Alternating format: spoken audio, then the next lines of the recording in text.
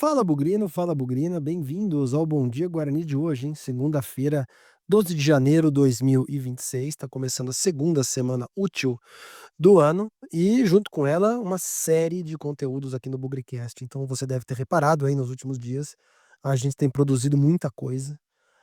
Então, ativa aí as notificações para você receber tudo aquilo que a gente posta e organiza aqui no Bugricast. 2026 promete ser um grande ano. Pra gente, a gente torce para que o Guarani ajude, né? Se tomar pela primeira partida do ano, não foi uma boa ajuda, né? Resultado ruim, o famoso desempenho, né? Também muito abaixo do esperado e, infelizmente, muito parecido com o ano passado. 1-1 bastante amargo contra o Primavera. E assim, amargo porque poderia ter sido uma vitória, né? E no último lance a gente tomou o gol de empate. Mas talvez ainda fosse um pouquinho menos amargo, porque a produção do time foi ruim. Lógico que começar ganhando é muito bom, seria excelente. Você vê os resultados aí, alguns empates acontecendo na rodada, outros grandes confirmando favoritismo, nos daria alguma folga já na primeira rodada, né? Agora, com esse empate, a gente ficou meio no bolo ali, num jogo que talvez fosse ganhável. Desde o começo eu achava que o jogo contra o Primavera seria encardidíssimo, e foi, né? O primeiro tempo, o Primavera foi bem superior ao Guarani, levou mais chance de perigo. Talvez o lance mais plástico ou espetaculoso ali foi o chute do Igor Pereira que o goleiro do Primavera pegou, e a cabeçada do Mirandinha, que eu não sei como ele perdeu até agora aquele gol, era só deixar a bola bater e cabeceou pra fora. Esses foram os melhores lances do Guarani, né? O Primavera teve vários lances em velocidade, principalmente em cima do Cicinho. Não levou perigo ao gol do Kaique França, porque as bolas foram pra fora. Mas o segundo tempo o Guarani se arrumou. Cicinho, né? Tensão, né? Cicinho parece ser uma bomba relógio, fisicamente muito, muito complicado para ser um lateral com dois zagueiros atrás, não consegue mais ir e voltar. Acho que essa escolha do técnico tem sido prejudicial desde o ano passado. E talvez aí quase foi expulso, né? Uma entrada polêmica ali, o VAR recomendou a revisão, e o vermelho foi tirado por um amarelo. Mas o segundo tempo, com o Rafael pelo lado direito, Rian machucado, o Guarani se organizou um pouquinho mais, né? Conseguiu fazer o gol com o próprio Rafael, e quando tudo se encaminhava para uma vitória, aliás, o Guarani teve chance de fazer 2-0 com o Guilherme Cachoeira, teve chance de fazer 2-0 com o Dentinho, e no último lance do jogo acabou sofrendo o empate. Como eu disse, frustrante, frustrante pelo desempenho, pela forma do time jogar, pouca produção ofensiva, frustrante pelos comentários do Matheus Costa no final do jogo, na coletiva. Eu esperava um pouco mais de empatia, um pouco mais de proximidade com o torcedor, um pouco mais de humildade até. Vamos ver se ele melhora nesse aspecto, mas a verdade é que o time precisa melhorar muito. Ele fala em construir, ele fala em melhorar, ele fala em apagar o ano passado, mas o primeiro oportunidade de ver o time no ano foi praticamente mais do mesmo. Os jogadores são melhores. Rafael Donato, o Jonathan Costa, achei que fizeram partidas de média para boa. Não dá para falar que foi boa, porque tomar um gol de cabeça com três zagueiros na área não dá para passar em branco.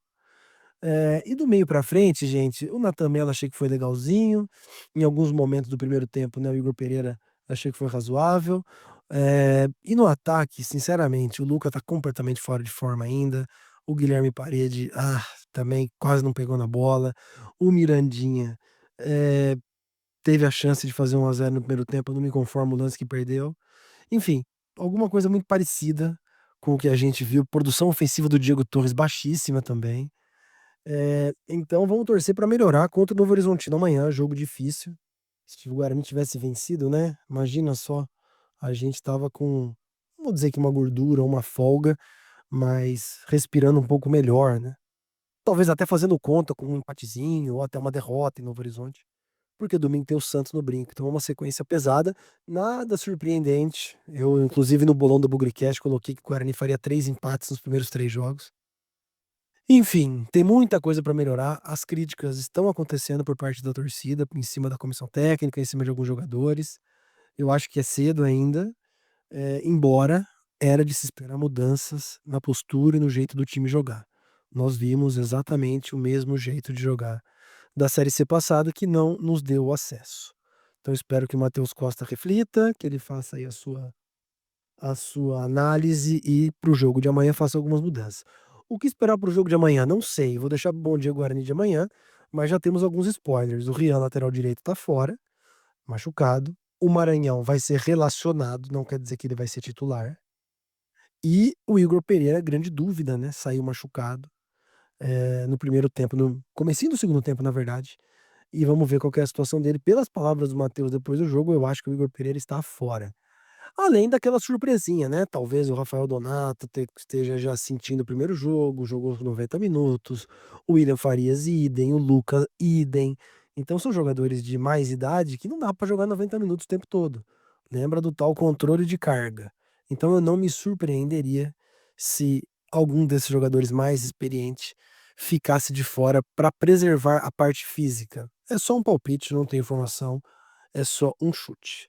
De Guarani e Novo Horizontino a gente fala amanhã, porque também não podemos deixar falar da copinha, hein. Hoje, 9h20, o Guarani já viajou para Jaú, vai enfrentar o Corinthians, e aí a dúvida que fica, não se sabe até agora, pelo menos eu não sei, se o Kevin vai ser escalado para esse jogo ou não. Kevin ficou no banco contra o Primavera.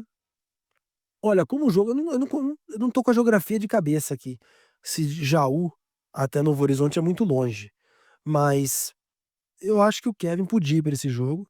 É importante para o Guarani vencer o Corinthians. Eu acho que o Guarani tem chance sim de vencer o Corinthians. Não tô falando isso de pachecão, de coração não. O Guarani tá evoluindo na copinha, depois da péssima estreia. O Kevin é uma peça importante. E o Corinthians também não é esse time todo não, tá. O Corinthians ganhou sofrendo de 1-0 do Trindade na estreia, empatou 0-0 com o Luverdense e foi ali 3-2 com o 15 de Jaú, sofrendo até o final. Então, de novo, Corinthians é um time de torcida, vai ter muita mídia, estádio cheio, etc. Mas eu acho que o Guarani não pode entrar derrotado e nem deve entrar derrotado para esse jogo, porque tem chance sim. Tem chance de conseguir fazer um bom futebol e quem sabe voltar, eh, de Jaú classificado para a próxima fase da copinha. Lembrando, se passar, pega o vencedor de Atlético ou 15 de Jaú no cruzamento das duas chaves de novo. Vamos ver o que acontece. Mas, segunda e terça movimentada, como eu falei, né, então segunda tem copinha, terça amanhã tem, Guarani e Novo Horizontino pelo Paulistão, e aí a gente talvez respire um pouquinho ao longo da semana, a depender do que vai acontecer na copinha. Deixa aí seus comentários sobre o que você espera da copinha logo mais e principalmente sobre o que você achou do jogo contra o Primavera, fechou? Boa semana para todo mundo, sem nunca esquecer que na vitória ou na derrota, hoje sempre Guarani.